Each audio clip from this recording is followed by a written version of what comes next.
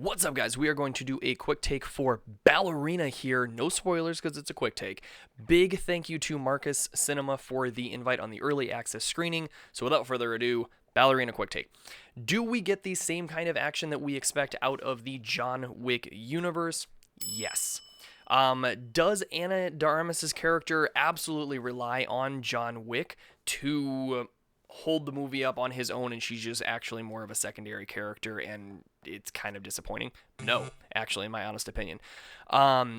Do we get kind of a recycled story compared to what we saw in some of the first John Wick movies?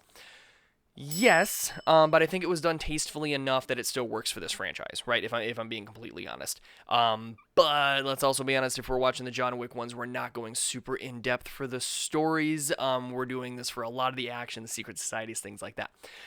With that being said, does it also have some really fun cinematography worked into these different fights and the gun fu, if you will, and just these crazy choreographed scenes? Yes, I think that there is definitely some fun moments with that as you're watching where you're just in awe on what they were able to capture through that lens with the things that they were doing in such a fast-paced situation. So, I mean, worth it on that end alone.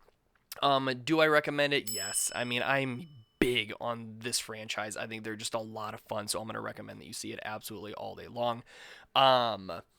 Did John Wick play as big of a role as I thought he was going to? No. I actually thought he was going to play much less of a role than what he did, so I was pleasantly surprised with that. Did Norman Reedus play as big of a role as I thought he was going to? No. He actually played much less of a role than I thought he was going to, but I was not disappointed in either one of those situations. Again, I think it made a lot of sense for the story that was being told. Do we revisit some old characters from the other John Wick movies that we either wanted some more information on or that we just love seeing on screen? Yes. And, of course, the fun one, do we get to see a new Continental location that we have not seen in the other films? Yes! And it was really cool to see. We don't see it for long, but we see it. Without going any further into it, guys, I'm going to just leave it right there.